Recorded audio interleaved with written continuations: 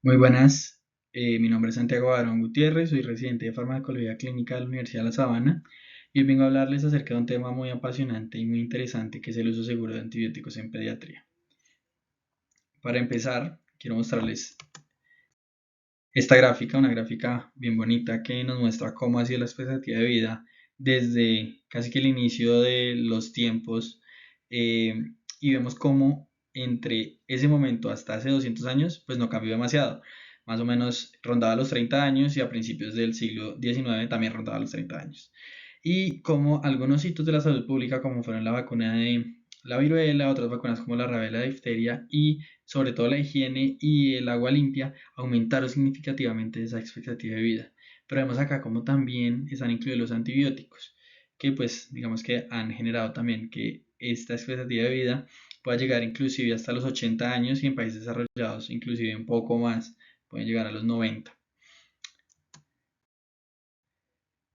Vemos también esta gráfica aquí que muestra cómo también se han reducido las tasas de mortalidad en niños menores de un año. Vemos aquí cómo pues venían siendo más o menos de 15 por cada 1000 niños, pero con la pandemia de la influenza pues aumentó significativamente y luego pues tuvo un descenso que pues tiene que ver también con esos hitos de la salud pública que les mostré, pero desde la introducción de los antibióticos se redujo aún más.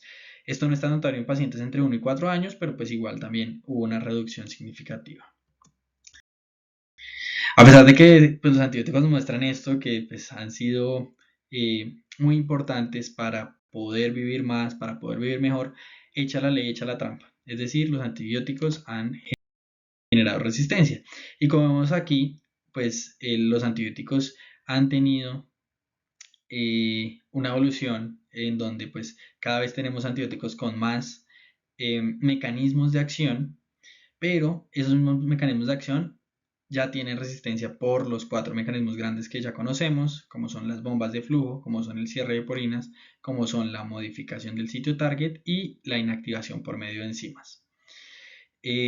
Esto pues no es algo de ahora, esto existe desde el principio de los tiempos, inclusive antes de que existiéramos nosotros, porque siempre ha habido una guerra entre las bacterias y los hongos. Y los hongos siempre han generado algunas de los antibióticos que conocemos. La mayoría de antibióticos, la vancomicina, los betalactámicos, son provenientes de los hongos. Entonces las bacterias han estado en contacto con estas sustancias que pueden afectarlas, pero pues por la misma razón ellas generan una resistencia para evitar eso. Cuando nosotros utilizamos más antibióticos, pues obviamente esto es más notorio. Pero entonces, ¿por qué se genera la resistencia a los antibióticos? Además de que ya existía y además de utilizar los antibióticos como lo hemos utilizado en los últimos ya casi 100 años, pues también hay un impacto que tenemos nosotros los médicos.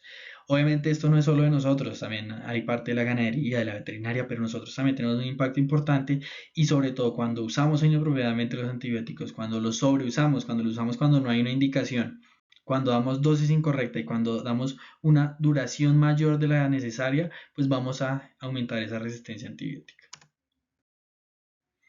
Entonces, ¿qué pasa con esto? Entonces, pues digamos que si tenemos un cultivo de bacterias, que pues sería este que vemos acá, vemos como la mayoría de bacterias van a ser susceptibles a algunos antibióticos, pero en ocasiones hay algunas bacterias que ya tienen unos genes de resistencia. Cuando nosotros utilizamos antibióticos de manera inadecuada o los utilizamos en el paciente que no lo necesita o pues digamos que en la misma ganadería que se utiliza de forma indiscriminada, lo que hacemos es que las bacterias que son susceptibles a ese antibiótico pues van a morir, ¿cierto? Pero cuando esto ocurre, entonces empiezan a proliferar las que no fueron atacadas por estos antibióticos y vemos cómo esto pues va a generar que al final tengamos un cultivo de bacterias que pues todas van a ser resistentes. Eso es lo que se conoce como selección eh, de bacteriana o pues digamos que conocemos como la teoría de selección, que pues ya es algo más de las teorías de Darwin de la evolución, en donde pues el más fuerte es el que va a terminar sobreviviendo y en esa digamos en esto es lo mismo.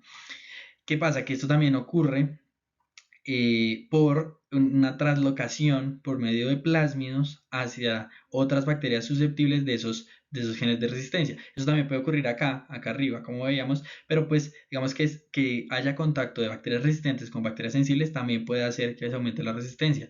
Por eso es importante que los pacientes hospitalizados duren lo mínimo que se pueda en una hospitalización, porque así prevenimos también que al estar en contacto con bacterias de otros pacientes, bacterias hospitalarias que ya han tenido una selección mayor, pues tengamos en la comunidad más bacterias resistentes de este tipo.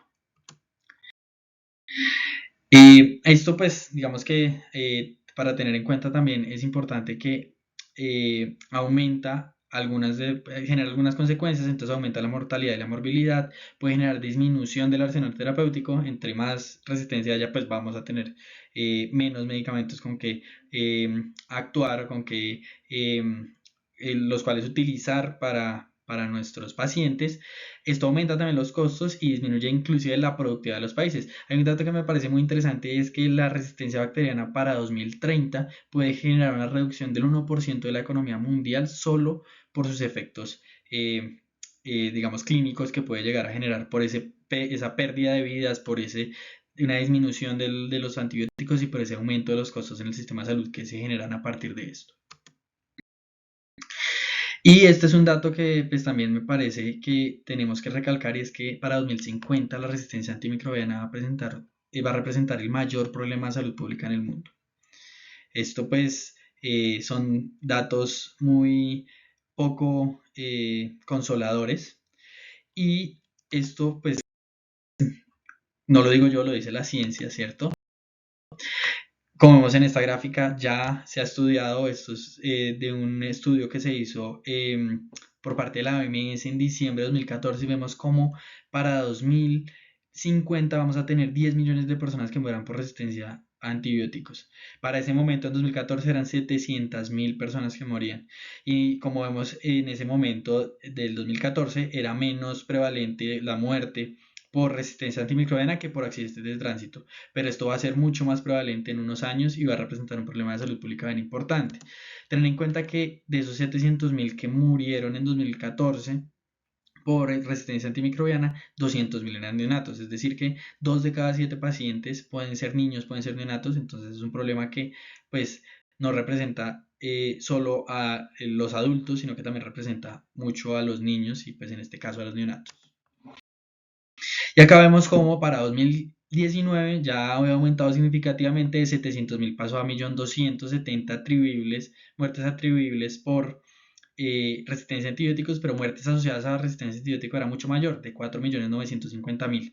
En Latinoamérica, pues estos datos también son importantes, 338.000 muertes en 2019, mientras que en las atribuibles pues van a ser 84.300, que es un número importante, y pues ahí estamos incluidos nosotros los colombianos.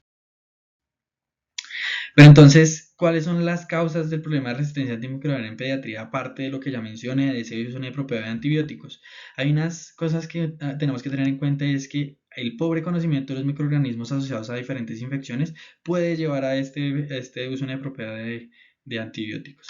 También el pobre conocimiento de las características específicas de algunas características que cambian en los niños de farmacocinética, de farmacodinamia, en pues, las familias de antibióticos, puede generar también un aumento de esa resistencia bacteriana, prescribir erróneamente, sobre todo a infecciones virales, y esto es algo que se ve mucho en pediatría.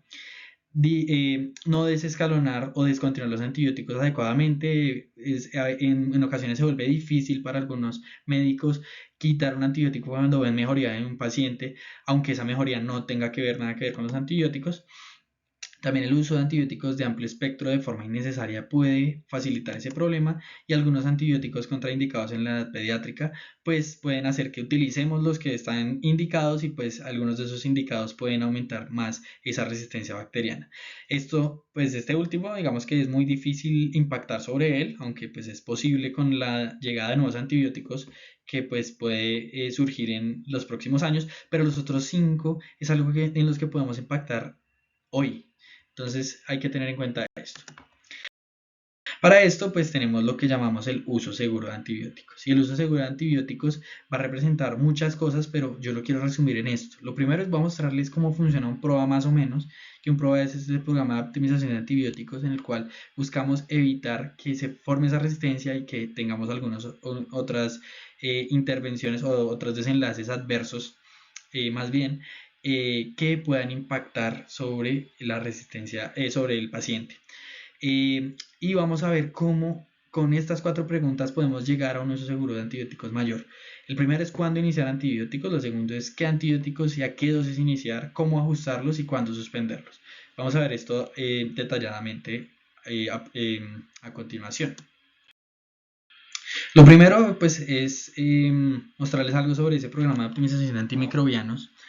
Este es el doctor Julio César García, que es un médico internista farmacólogo, profesor de la Universidad de La Sabana y además director de pregrado en la Universidad de La Sabana, y que se encarga también de este programa en la clínica de la Universidad de La Sabana. Lo menciono porque a partir de él es que surge todo este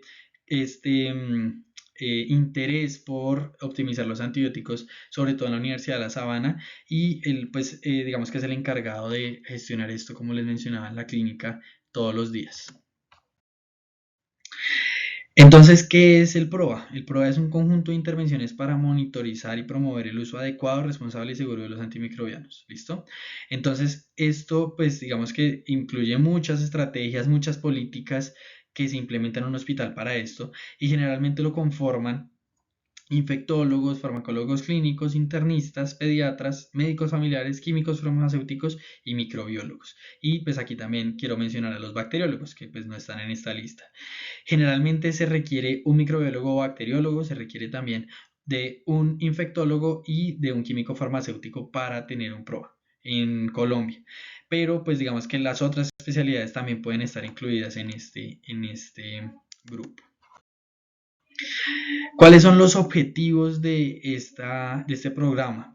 Lo primero es garantizar los resultados clínicos de los pacientes infectados, es decir, que los pacientes se curen, ¿listo? Que tengan una infección bacteriana, que tengan una infección de cualquier índole infecciosa, pues valga la redundancia, eh, que tengan pues esa curación clínica.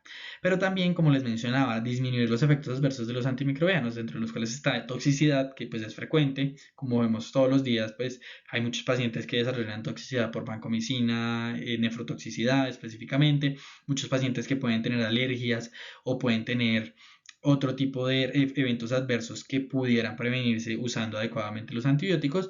También infecciones por Clostridioides difficile, que pues digamos que es una consecuencia de utilizar de manera indiscriminada algunos de los antibióticos que tenemos, y también el desarrollo de resistencia, que es de lo que hemos estado hablando y lo que más nos hemos enfocado. Y además promover el uso de tratamientos costo efectivos, que pues es muy importante también hacer una gestión adecuada de los de lo que tenemos, de todos los recursos que tenemos, y específicamente de los antimicrobianos. Pero entonces acá hay una cosa muy importante, y es que todos somos parte del PROA. Entonces no solo el PROA tiene que saber manejar antibióticos, nosotros tenemos que saber manejar antibióticos para prevenir que pues los pacientes también desarrollen todas esas consecuencias del uso inapropiado de antibióticos. Entonces, para entender cómo se usan bien los antibióticos, este uso seguro, pues vamos a empezar con algunos casos clínicos de algunos niños que llegan con infección a nuestra institución. Son casos de la vida real, son casos que son frecuentes verlos. Entonces primero tenemos a este niño, un niño que se llama Juan José. Aquí pues cambié los nombres para evitar también la exposición de los pacientes. Es un niño de 5 años que viene con tos y expectoración desde hace 5 días. Y refiere una anoxia de contacto en el colegio por pico respiratorio. La mamá nos refiere eso. Ingresa por exacerbación de síntomas, es decir, aumento de la tos, aumento de la expectoración y algo de fiebre. Entonces, la pregunta en este caso es, ¿le iniciamos antibiótico? Y la respuesta en este caso específicamente es no. ¿Por qué? Porque probablemente se trate de una rinofaringitis aguda viral, que es común, que da en los niños y que da sobre todo cuando están expuestos a algunos virus en los colegios, y En caso de sospecha clínica de sobreinfección, pues en este caso, si pudiéramos llegar a sospechar, por ahora podremos esperar, mirar la evolución y definir el manejo antibiótico de forma posterior.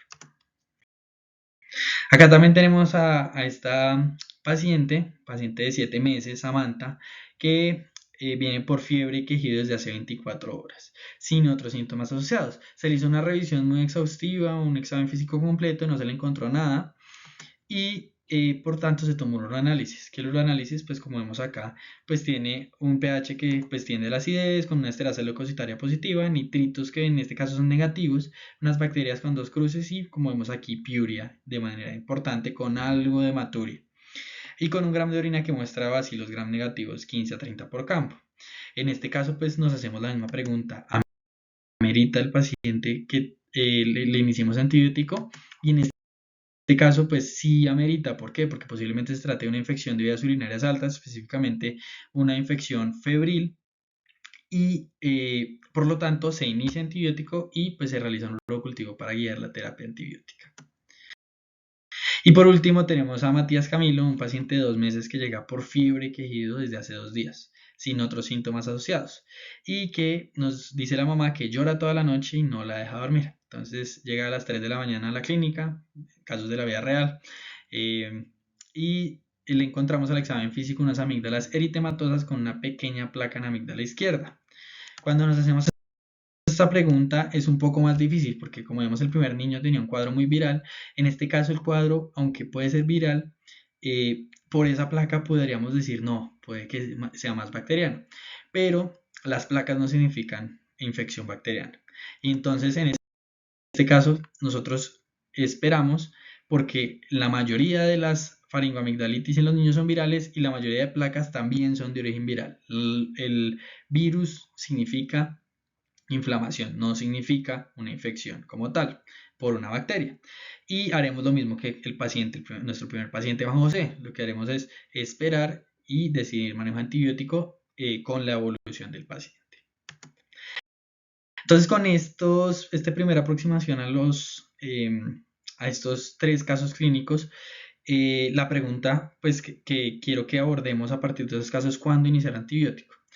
Y la respuesta, digamos que es sencilla, y es que la prescripción de antibióticos con intención terapéutica debe estar fundamentada en una sospecha razonable o evidencia de infección que se pueda beneficiar de un antimicrobiano, teniendo en cuenta tanto la parte de la anamnesis y la evaluación clínica como algunas pruebas complementarias y teniendo en cuenta también la epidemiología. Como veíamos en el segundo caso, es muy importante la epidemiología porque los pacientes que tienen infección en faringoamigdalitis específicamente, sobre todo en la infancia, tienden a tener más una faringoamigdalitis por virus y esto puede fundamentar no iniciar antibiótico cuando nosotros pudiéramos tener una duda clínica acerca de iniciar o no antibióticos. ¿Cuáles son algunas indicaciones claras y algunas indicaciones, digamos, estrictas de no iniciar antibiótico o de iniciar antibiótico? Algunas son las infecciones respiratorias altas, en la mayoría no iniciamos antibióticos, las bronquiolitis, porque la bronquiolitis es la mayor etiología, las bronquiolitis son virus como el virus incisional respiratorio, también los síndromes broncoobstructivos, que también tienen mucho que ver con infecciones virales, y algunas amigdalitis. En la mayoría de los casos, como les decía, si el paciente ya está febril, está séptico o pudiera tener algunas características en las amígdalas como ya placas grisáceas que nos hagan pensar más en una infección bacteriana, pues lo iniciamos definitivamente. Mientras que en la indicación clara de antibióticos tenemos la sospecha de meningitis. ¿Por qué? Porque si no iniciamos antibióticos podemos tener el riesgo de que el paciente pueda llegar a tener secuelas neurológicas o inclusive la muerte, cosa que no pasa con la amigdalitis que uno puede llegar a esperar. Las infecciones virales de vías urinarias febriles, como veíamos en el segundo caso de Samantha, y la infección intraabdominal por apendicitis perforada puede ser otro de los escenarios que pudiéramos indicar siempre antibióticos y no tener una duda de iniciarlos. Entonces, el pilar fundamental de cuándo iniciar antibióticos es evitar el inicio de tratamientos innecesarios. Y hay algunas preguntas que nos pueden ayudar para eso. Entonces, la primera es si el antibiótico es obligatorio para ese paciente en ese momento y para su condición clínica. La segunda sí se puede tratar de una infección viral y la tercera sí se puede esperar y reevaluar para definir posteriormente el inicio del antibiótico. Entonces, en este caso de Juan José, que le sospechamos una rinofaringitis, pues la primera pregunta, si el antibiótico es obligatorio, si es obligatorio en ese momento y si es obligatorio para su condición clínica, pues no, porque lo que sospechamos es que sea de origen viral. Segundo, si se trata de una infección viral, ya respondimos a esta pregunta, muy probablemente sí, y puedo esperar y reevaluar, sí, definitivamente, porque en este paciente está estable, ¿verdad? En cuanto a Samantha, ya pues la primera pregunta, pues digamos que en ese estado clínico, en ese momento y su condición clínica, pues sí requiere un inicio de antibiótico, muy probablemente no sea viral la infección, porque pues la mayoría de infecciones urinarias son bacterianas y en este caso esperar y reevaluar, pues no, porque pues ya lo vamos a iniciar, porque es en el momento que necesita la paciente el antibiótico. Y en cuanto a Matías Camilo, de su faringoamigdalitis, pues no es obligatorio para este paciente iniciar de una vez antibiótico para su condición clínica y en ese momento puede tratarse una infección viral fácilmente y puedo esperar y reevaluar para definir el inicio de antibiótico posteriormente porque el paciente también está estable, porque el paciente no muestra signos de descompensación. Entonces, ¿qué pacientes podemos hacer eso? Esperar y reevaluar. Los pacientes así como el niño que acabamos de ver, en aceptables condiciones, con una historia corta de síntomas leves. Y lo que se recomienda es siempre pues realizar esta reevaluación 24 a 48 horas después del inicio de, de la atención. La mayoría de pacientes pues va a mejorar espontáneamente y van a tener un curso benigno porque la mayoría de infecciones en la infancia pues van a ser virales y sobre todo si tienen infecciones del tracto respiratorio superior como nuestro primer paciente. Hay una cosa muy importante y es que aquí no solo nosotros tenemos que ser los partícipes de esta reevaluación, también los cuidadores, y a los cuidadores hay que educarlos, entonces hay que educarlos en cómo diferenciar las infecciones virales de las bacterianas, hay que educarlos en que el antibiótico no es la solución para todos los problemas, que el antibiótico no tiene ventajas contra los virus porque no tiene nada que ver un antibiótico con el mecanismo que tienen los virus para generar infección y las desventajas que pueden ser las reacciones adversas que pueden presentar, la resistencia que se puede generar y la presión selectiva sobre la flora del paciente que puede llevar inclusive a casos severos como veíamos al principio que es la infección por Clostridium difícil o pues em, el uso de antibióticos pues ya cada vez de mayor espectro que nos va a reducir también ese arsenal terapéutico. En cuanto a cuándo iniciar sí o sí, pues ya veíamos algunos casos, pero en caso de que el paciente tenga choque séptico, tenga sospecha de sepsis, tenga fiebre y neutropenia o sospecha de meningitis, debe iniciarse el antibiótico a pesar de que pueda tratarse de una infección viral. ¿Por qué? Porque hay un peor pronóstico en caso de no hacerlo. Entonces, en estos casos siempre deberíamos utilizar un antibiótico. Otros escenarios clínicos importantes a tener en cuenta, la profilaxis antibiótica. Digamos que acá hay mucha discusión al respecto de cuándo darla, pero pues lo que se dice es que se debe dar cuando hay una reducción del riesgo de infección que es mayor que el riesgo de reacciones adversas del fármaco, toxicidad o desarrollo de resistencia. ¿Cuáles son algunos ejemplos? Las cirugías limpias contaminadas, las cirugías limpias, que podemos, digamos que reducir ese riesgo de infección y podemos a largo plazo evitar eh, esas consecuencias que tiene y pues digamos que esto es mayor al riesgo que tiene el fármaco de desarrollar reacciones adversas, toxicidad o resistencia. En neutropenia febril, como acabamos de ver también, y en linfopenia grave también se debería dar profilaxis antibiótico como algunos ejemplos, hay muchos más.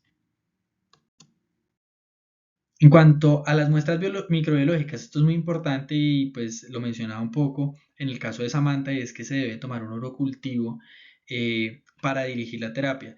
Y esto no es solo en caso de infección urinaria, en caso de que tengamos una infección y podamos realizar un cultivo para dirigir la terapia, lo debemos realizar. Entonces en pacientes con sepsis o choque séptico hemocultivos, en pacientes con infección urinaria, urocultivo, en pacientes con meningitis líquido cultivo de líquido cefalorraquídeo y pues de esta forma podemos dirigir mejor el tratamiento y evitar el desarrollo de resistencia también.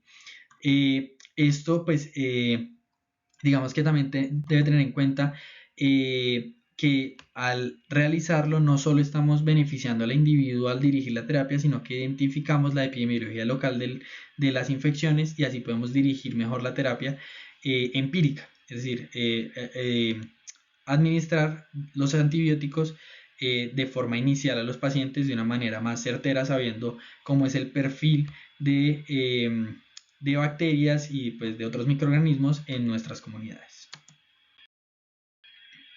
Continuando acá con los casos clínicos, pues Juan José, entonces ante la vigilancia clínica durante 48 horas presentó mejoría clínica. En este caso se le explicó a la mamá que pues si seguía tosiendo, que si tenía flemas muy verdes, que si tenía fiebre, debería llevarlo de nuevo a urgencias, pero en este caso pues no fue así y acudió a la consulta 7 días después estable, entonces se indicó continuar consulta de niño sano. Entonces acá vemos cómo esa estrategia de esperar y reevaluar pues es muy válida.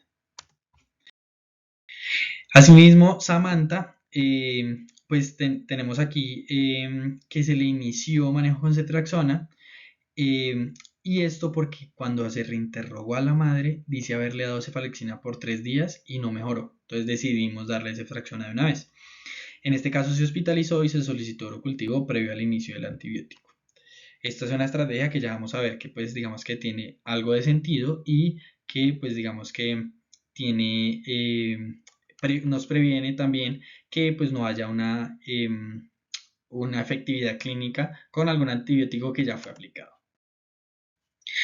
Y en cuanto a Matías Camilo, pues en el seguimiento persistió con fiebre y pues al examen físico de la cavidad oral se encontraron unas placas grisáceas bilaterales. Entonces en este caso, al esperar y reevaluar, vimos que sí tiene una infección bacteriana muy probablemente porque no mejoró, entonces se le decidió administrar la penicilina cristalina, que pues es el tratamiento de la mayoría de infecciones por estreptococo, que pues es lo que nos genera más prevalentemente la faringoamigdalitis. Entonces, ¿qué antibióticos debemos usar? Pues digamos que con estos casos clínicos quería mostrarles y quería desarrollar un poco esta pregunta, ¿qué antibióticos podemos usar? Y aquí hay que tener en cuenta muchas cosas. Entonces, para tener en cuenta, tenemos que mirar si pues, el paciente ha tenido aislamientos microbiológicos previos. Si el paciente viene con infección urinaria repetitiva y viene con una ABLE, no vamos a dejar de cubrirle la ABLE cuando lo veamos por primera vez y le empecemos el manejo empírico. Asimismo, si tuvo uso previo de antibióticos, también porque pues generamos esa presión selectiva y hacemos que haya más bacterias resistentes, y pues específicamente si el paciente no mejoró con ese antibiótico, también tener en cuenta los datos de resistencia local, que es lo que vimos que podemos hacer por medio de los cultivos, mirar las alergias, la patología de base también, si tiene enfermedad renal crónica, si tiene enfermedad hepática crónica, pues podríamos escoger algunos antibióticos y algunos no. Y pues la historia de viajes, porque si el paciente viene del Amazonas, si viene digamos con una fiebre icterohemorrágica, pues uno piensa primero más en malaria, en dengue, en otras cosas, que en lo que pensaríamos en lugares como Bogotá, que pues ya tienen otro clima completamente distinto y otra epidemiología completamente distinta. En cuanto a las buenas prácticas de ese inicio de antibiótico empírico, aparte de escogerlo bien, tenemos que escoger el antibiótico de menor espectro. Entonces, digamos, en una infección urinaria que queremos cubrir E. coli, podríamos iniciar con cefazolina o cefalexina. ¿Por qué? Porque es la que tiene menor espectro y evitamos una presión selectiva sobre otras bacterias que pudieran estar tanto en el tracto urinario como en otras partes del cuerpo del paciente. También evitar la prescripción de más de un antibiótico, especialmente si tiene el mismo espectro, porque pues esto no va a generar un beneficio adicional. Seguir los protocolos y guías locales, esto es muy importante teniendo en cuenta sobre todo la epidemiología local. Controlar el foco de infección. Entonces, en caso, no sé, de un paciente con bacteriemia por estafilococo, no sabemos el foco, encontramos que es una artritis séptica, lo más importante no es solo dar el antibiótico, sino drenar esa artritis séptica para prevenir que esa bacteria pues no siga circulando pues por el torrente sanguíneo. También prevenir la transmisión de las infecciones, ¿cierto? Y esto se logra a partir del aislamiento de algunos microorganismos. Digamos, pacientes con carbapenemasa se deberían aislar para evitar que ese microorganismo pues pueda rondar por otros lados del hospital y terminemos teniendo un problema de salud pública dentro de nuestro propio hospital. También usar la dosis y la vía de administración adecuada. ¿Esto por qué? Porque si utilizamos una dosis menor, pues no estamos generando un beneficio clínico, pero sí estamos aumentando la resistencia. Pero si utilizamos una dosis mayor, pues vamos a generar un aumento de la toxicidad. Y asimismo la vía adecuada, porque si estamos dando, digamos, vancomicina para el tratamiento de una clostridioides, y la estamos dando intravenosa, pues no nos va a generar el mismo beneficio que darlo por vía oral, en donde podemos tener mayores concentraciones intestinales. Para escoger el antibiótico también hay varias estrategias. Hay una que me parece que es muy fácil de utilizar y que pues está muy bien planteada y además es parte de la OMS, y es la estrategia WARE.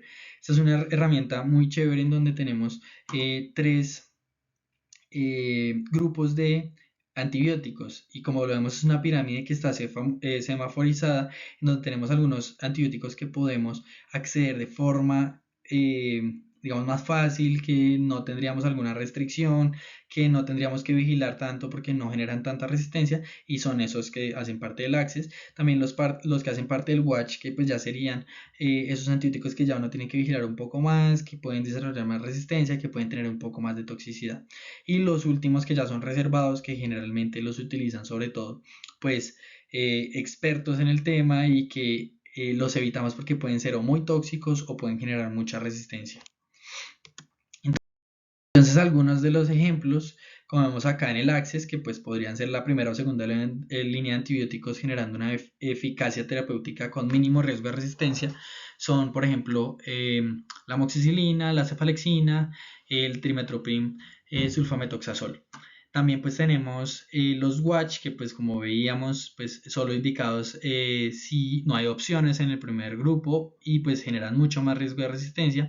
Entonces dentro de estos está citromicina, piperacillina, tazobactam, vancomicina, ceftriaxona, meropenem, medicamentos que se utilizan bastante en la práctica clínica y que deberíamos evitar utilizar tanto. Y los reservados, que pues ya son el último recurso, sobre todo en microorganismos multidrogoresistentes como ceftazidimia bivactam, daptomicina, colistina y linezolid. Aquí pues les dejo un link, el QR de este libro, y específicamente el Excel, donde tenemos toda la lista de antibióticos que hacen parte de estos tres grupos y con el que nos podemos guiar también. Siguiendo con los casos clínicos, entonces a Samantha se le dejó una dosis de ceftriaxona de 50 miligramos por kilo una vez al día. Ella pesa 7 kilos, entonces se le dejó 350 miligramos al día específicamente.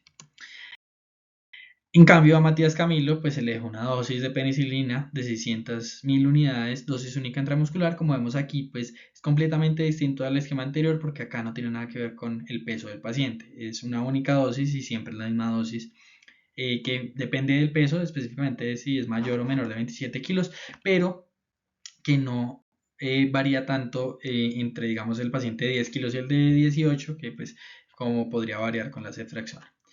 Entonces aquí nos hacemos una pregunta: ¿por qué cambian las dosis de los antibióticos en niños y no solo los antibióticos de los fármacos? Y esto es por algunos cambios farmacocinéticos que tenemos en los niños. Ya vamos a ver cómo son estos cambios, y vamos a ver cómo esto tiene un impacto sobre la terapéutica. Entonces aquí vemos que esos cambios farmacocinéticos se dan tanto por tamaño corporal, por función orgánica, y van a depender del grupo etario. Entonces los grupos etarios que se manejan para definir esos cambios farmacocinéticos, que son diferentes a los grupos etarios utilizados en pediatría, se dice que pues son prematuros si nacieron antes de la semana 37 de gestación.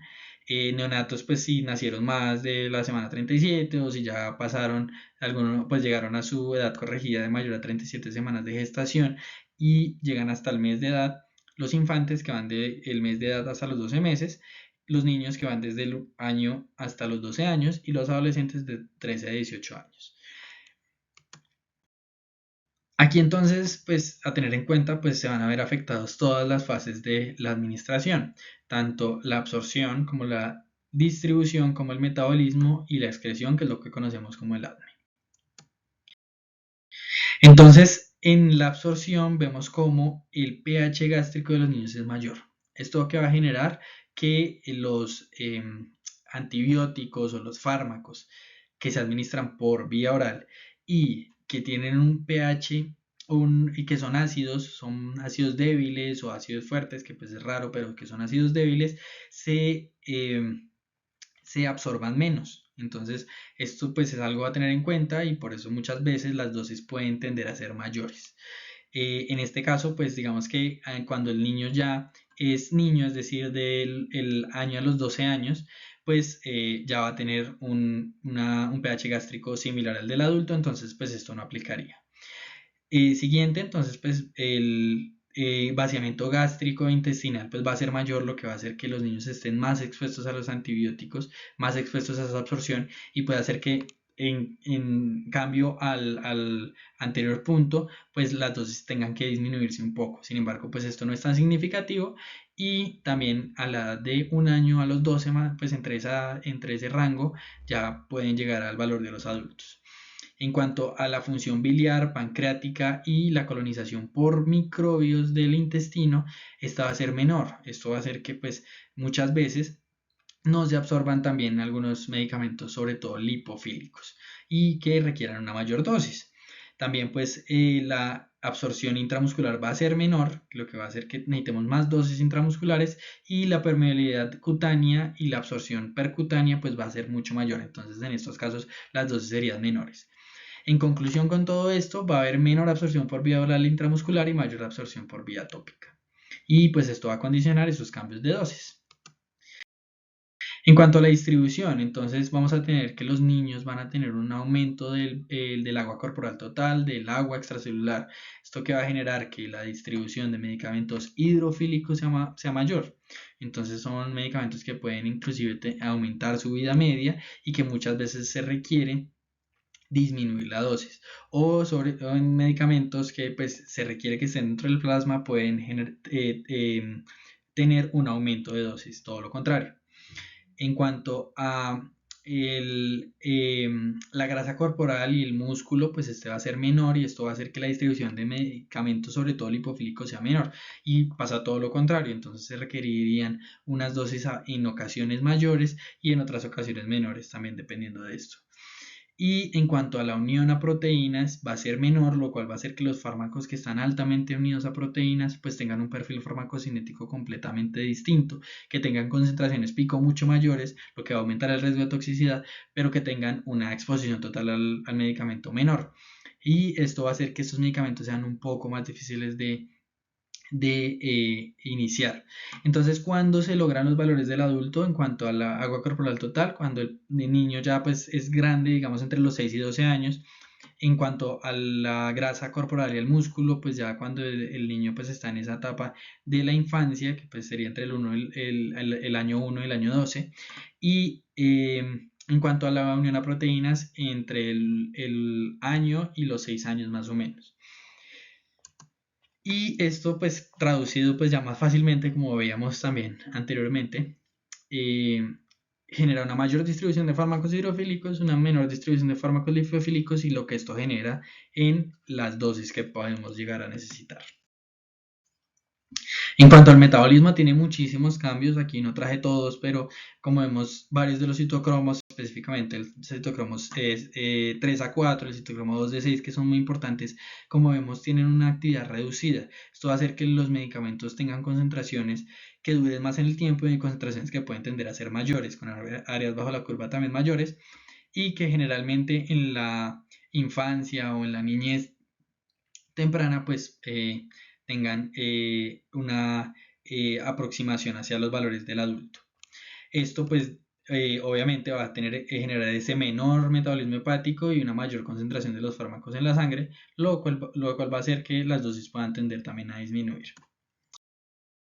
Y en cuanto a la eliminación, entonces los niños tienen menor filtración glomerular, sobre todo los neonatos, cuando ya llegan a la etapa de infantes. En este caso pues ya logran el valor de los adultos, igual que la secreción tubular y la reabsorción.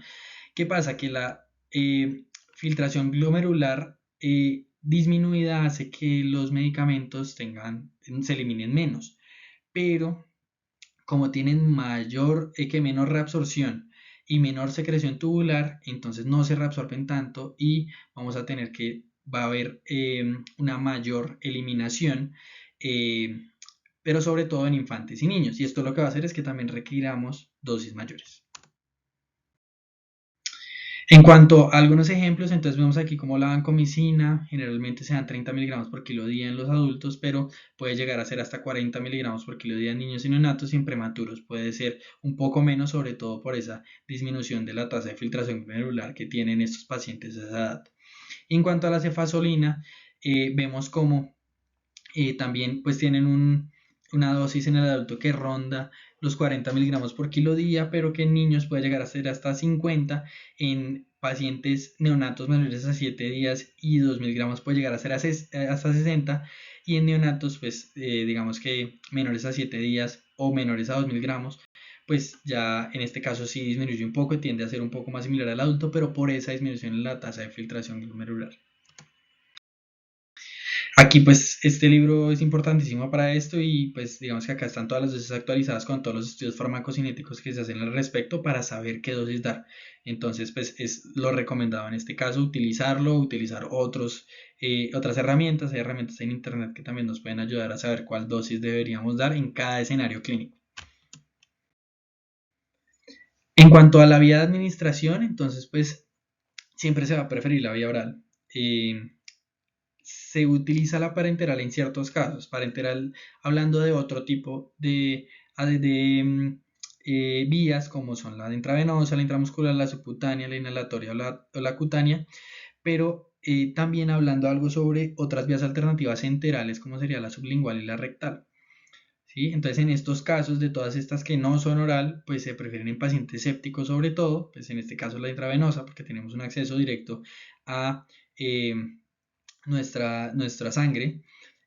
También, pues, si los pacientes están inestables hemodinámicamente, en este caso también la intravenosa sería pues, la opción. Y si hay dificultad en la administración oral, si el paciente tiene vómito, disfunción gastrointestinal, inconsciencia, en esos casos, pues uno podría utilizar cualquiera de las otras. Aquí que es importante también que siempre que podamos, entonces tenemos que hacer ese cambio a la terapia oral, ese switch a la terapia oral. Entonces, en ese caso, si el paciente estaba séptico, si tuve que empezarle cefuroxima o si le tuve que empezar, no sé, algún otro antibiótico que tenga una presentación también oral, eh, si se la inicie y ya el paciente está bien, está febril, está estable hemodinámicamente, en buenas condiciones, con unos marcadores inflamatorios que vienen en disminución, una PCR que viene mejor, pues en ese caso podríamos contemplar el cambio a terapia oral. También pues tener en cuenta que si tenemos ya un cultivo que nos muestra una bacteria que es susceptible a antibióticos orales y podemos darlo en el paciente que mejora clínicamente, también lo deberíamos dar. Esto pues reduce reacciones adversas como flebitis, administración excesiva de líquidos y disconfort en el paciente. Y nos va a permitir también un ingreso temprano, y esto es muy importante porque prevenimos también que el paciente esté expuesto al ambiente hospitalario y pues reducimos costos, que pues también es importante para esa gestión de recursos tan importante que tiene que ver con el PROA también. En cuanto a Samantha, entonces como veíamos, se le tomó cultivo, ¿cierto? Y aquí continuando con ella, entonces vemos que tiene una E. coli, que vemos que tiene una resistencia a gentamicina, tiene una resistencia a ampicilina, una resistencia a ampicilina sulbactam, trimethoprim sulfa, pero una resistencia también a cefazolina, que pues se mide en otra que no es orina, ¿cierto? Pero sensible a cefazolina en la orina. Aquí pues es importante siempre realizar una lectura interpretada del antibiograma. Como lo leí, no es como se debe leer. Uno siempre tiene que tener en cuenta que la E. coli es una bacteria que pues puede producir penicilinasas, puede producir beta-lactamasas y que generalmente produce beta-lactamasas contra la ampicilina. Entonces en este caso que fuera resistente no es una sorpresa, pero que pudiera ser sensible en algunos casos a la ampicilina sulbactam porque el sulbactam pues al ser inhibidor de esas beta-lactamasas pues evita que la ampicilina sea hidrolizada y por lo tanto que se genere ese efecto clínico, que esa resistencia de la bacteria. Entonces, si tenemos ese primer mecanismo, pero también tenemos resistencia a ampicilina sulbactam, entonces en ese caso podemos mirar si es resistente a las cefalosporinas de primera generación o a la piperacilina tazobactam, ¿cierto? Para diferenciar si el paciente tiene un perfil de IRT, si tiene un perfil de blea, ¿verdad? Y en este caso, pues si viéramos la cefazolina medida, si fuera una infección sanguínea, pues sería resistente, tendría un perfil de cefalosporinasa porque no tendría resistencia a piperacilina tazobactam. Pero pues si tuviera resistencia a piperacilina tazobactam, pues tampoco la podríamos utilizar y podríamos estar hablando también de una blea. Pero pues digamos que en este caso, como vemos, pues tenemos una cefazolina que es sensible y al ser sensible la cefazolina, tenemos una susceptibilidad a la misma en orina y podríamos utilizarla. Ya a partir de aquí, si fuera resistente a cefazolina, si fuera resistente ya a otras cefalosporinas de tercera generación como ceftazidime y ceftraxona, ya estaríamos hablando de otro tipo de mecanismos de resistencia como son las BLE, como son las AMC y pues posteriormente las carbapenemasas que pues podemos verla con el perfil de resistencia a los carbapenémicos.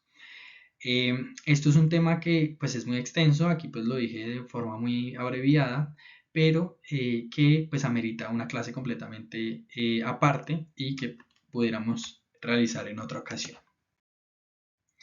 Entonces, como veíamos, pues el perfil específico de esta E. coli era una E. coli blea con sensibilidad a cefazolina en orina y por lo tanto que requiere de un de ajuste antibiótico a cefazolina porque como vamos a ver más adelante siempre tenemos que utilizar el antibiótico de menor espectro, ¿cierto? Como veíamos al principio, pero cuando ya se ajusta también debemos hacer lo mismo. Y en caso de Matías Camilo, pues en este caso pues tuvo mejoría clínica con penicilina, entonces se mejoró y se mandó para la casa. Entonces ahí solo quedamos con Samantha en este momento. Pero entonces, ¿cómo se ajusta ese manejo? ¿Cómo se realiza ese switch de antibiótico? ¿O cómo se puede llegar a ajustar la dosis de un antibiótico? Entonces, lo primero es revalando los resultados microbiológicos como hicimos ahorita. Si el paciente ya tiene una blea, pues ya podemos darle, en ese caso, pues podríamos continuar con la ceftriaxona, pero si tiene una blea, pero tiene sensibilidad a la cefazolina, podríamos darle cefazolina y deberíamos darlo porque debemos usar el antibiótico con menor espectro, ¿cierto? Y usar el mínimo número de antibióticos para el microorganismos aislados. Si tenemos cefazolina y pues le dejamos al tiempo la ceftriaxona, pues no está bien. Tenemos que utilizar de manera adecuada estos antibióticos. Ya otro tipo de ajuste, ya es ajuste más de dosis, es el ajuste por concentraciones plasmáticas, que es lo que llamamos TDM. Esto se utiliza específicamente en antibióticos con ventana terapéutica estrecha, que tienen alta variabilidad interindividual y con alto potencial de toxicidad. ¿Cuáles son algunos de estos? La vancomicina, algunos aminoglucósidos. ¿Y para qué se hace esto? Porque aumenta la probabilidad de respuesta clínica y disminuye la probabilidad de toxicidad. Y para esto tenemos que tener en cuenta que existe un término que es la ventana terapéutica. Entonces la ventana terapéutica es ese margen en el cual tenemos eficacia pero no tenemos toxicidad. En el caso de la vancomicina, entonces no se define específicamente por un valor de concentración, sino que se define por el área bajo la curva. Entonces, cuando tenemos un área bajo la curva entre 400 y 600 de vancomicina, tenemos una terapia adecuada para esto. Para esto, pues han surgido muchas formas de realizar este monitoreo de terapéutico de fármacos, pero la más utilizada es tomar unas concentraciones en valle. Entonces, lo que uno hace es que cuando el paciente, antes de que se le administre la dosis de antibiótico, cuando ya el medicamento ha llegado a la concentración del estado estacionario, ¿cierto? Que es ese momento en donde ya no aumenta más el pico con la misma dosis. Entonces, se toma en ese momento y eso en general, cuando está entre 15 y 20 o entre 10 y 15, según la literatura que uno lea, o inclusive de entre 20 y 25 para algunas infecciones severas, nos predice que el área de la curva está entre 400 y 600 y por lo tanto que estamos en unos niveles en donde tenemos eficacia pero no tenemos toxicidad. Esto es muy importante saberlo y hay que tenerlo en cuenta. En este caso, pues en vancomicina se hace cuando el paciente está inestable, cuando el paciente está séptico, cuando el paciente tiene una infección complicada, porque es en los escenarios que tiene evidencia. Aquí pues también es algo que pues podría estar hablando muchísimo más y amerita otra charla que podríamos realizar de forma posterior.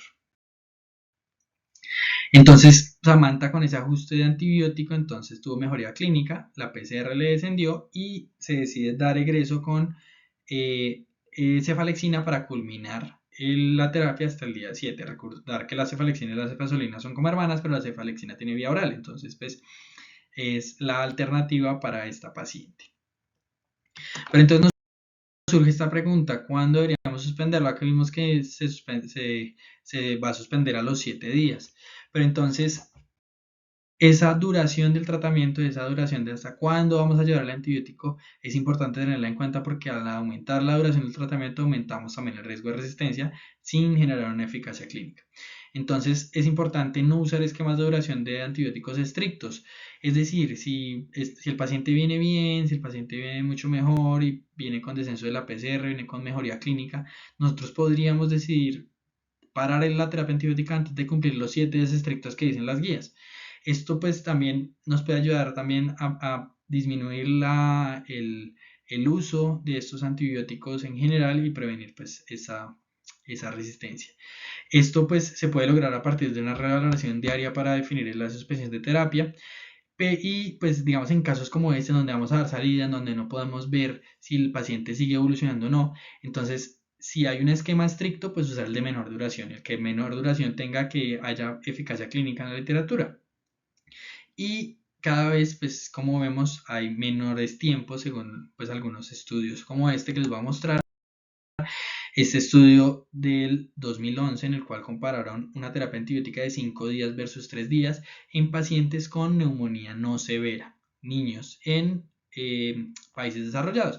Como vemos aquí la tasa de falla en todos los estudios vemos como es similar entre la terapia de 5 días y 3 días, vemos como acá es 17% y 18, 10 y 10.5, sin una diferencia significativa en los RRs con unos intervalos de confianza que cruzan el 1, ¿cierto? Y en cuanto a la tasa de reinfección, pues tampoco vemos una diferencia significativa ni en los valores aquí acumulados, ni tampoco por medio de los RRs y sus intervalos de confianza. Entonces, ya viendo todo esto, pues solo queda por mencionarles el resumen de toda esta charla, que es esta gráfica que pues me pareció muy bonita de un artículo español del 2023, que es este que vemos aquí a la izquierda, y en donde vemos cómo en caso de que el paciente tenga una evidencia o sospecha razonable de infección, deberíamos iniciar el antibiótico en ninguna otra ocasión. ¿Cuál antibiótico deberíamos utilizar? Pues tener en cuenta pues todo lo que vimos antes, sí, que pues digamos que los antibióticos que estén disponibles, los antibióticos que pudieran tener un efecto clínico en el paciente y en la comunidad en la que estamos según su epidemiología. Luego de esto pues hacemos una recogida de muestras microbiológicas iniciando el tratamiento antimicrobiano. Después de recoger esas muestras microbiológicas, sí se pueden recoger. A partir de eso, pues podemos dar un tratamiento empírico o un tratamiento dirigido, ¿cierto? Siempre iniciamos primero el empírico y ese tratamiento empírico pues puede dirigirse de acuerdo a esas muestras microbiológicas. Luego pues se puede hacer una valoración de la monitorización farmacológica, es decir, si iniciamos digamos vancomicina, hacer esa monitorización y revalorar en 48 horas para definir si se redirige el tratamiento de acuerdo a ese ajuste según el resultado microbiológico. También pues si se puede hacer un cambio de vía parenteral a vía oral, si continuamos el mismo antibiótico, pues digamos en el caso de que pues todo apunte a que estamos dando el antibiótico adecuado y pararlo si no hay evidencia de infección. Es decir, si un paciente que vino con una faringoamigdalitis y le dimos antibiótico, lleva 2 días de antibiótico y viene mejor, pero sospechamos que muy probablemente siempre ha sido una infección viral, pues no continuamos el antibiótico, no le damos los 5 o 7 días que están recomendados. En esos casos podríamos parar ahí y dejar así. Y siempre es importante determinar la duración mínima eficaz y dejar constancia de la fecha de finalización del tratamiento, igual que la fecha de inicio, para saber cuántos días va el paciente. Siempre es en la historia clínica o pues en un programa de prescripción de fármacos, que eso sobre todo se hace en los programas de optimización de antibióticos. Importante siempre consultar protocolos y guías locales, siempre tener en cuenta la orientación diagnóstica y la gravedad de infección para iniciar los antibióticos, siempre difundir el antimicrobiano en lugar de la infección según los factores PKP que puedan tener. Entonces, digamos, y esto no lo mencioné tanto, pero digamos la ceftriaxona tiene una buena penetración al sistema nervioso central y por lo tanto pudiéramos darlo en una meningitis, pero medicamentos beta-lactámicos como la cefazolina no tienen una penetración tan buena y por lo tanto pues no se dan aunque puedan tener un cubrimiento adecuado. También los antecedentes personales hay que tenerlos en cuenta, las alergias, la insuficiencia renal, la inmunosupresión, algunas comorbilidades y el riesgo de multiresistencia según los microorganismos que puedan haber sido aislados previamente o también la exposición a algunos antibióticos previamente y los viajes como veíamos. Y el origen de la infección, si es asociado a la comunidad, relacionado con la asistencia sanitaria, porque esto también tiene que ver en la resistencia. Y de esto también toca tener en cuenta cuando uno realiza esa recogida de muestras microbiológicas para determinar la epidemiología, no solo la epidemiología de la comunidad en general, sino la epidemiología de los hospitales y de la comunidad completamente diferenciados. También pues importante conocer la ecología local y la necesidad de medidas adicionales para el control de foco y la prevención de la transmisión. Entonces, si el paciente tiene una colección que no se ha drenado, drenarla. Si el paciente tiene un microorganismo que puede tener una resistencia, que pueda tener una transmisión plasmídica de bacteria a bacteria y pueda generar una epidemia en nuestro hospital, pues prevenir la transmisión por medio del aislamiento o por medio de algún otro tipo de intervenciones que disminuyan esto. Muy importante, cuando usamos bien los antibióticos todos ganamos. Vemos acá como a partir de un buen uso, no solo del médico de cabecera, del que coordina el PROA, del doctor Julio César García, sino también de nosotros que estamos ahí poniéndole la barrera a los antibióticos para evitar que se generen las resistencias. Muchas gracias, aquí quedan mis datos y cualquier cosa, cualquier pregunta a la orden.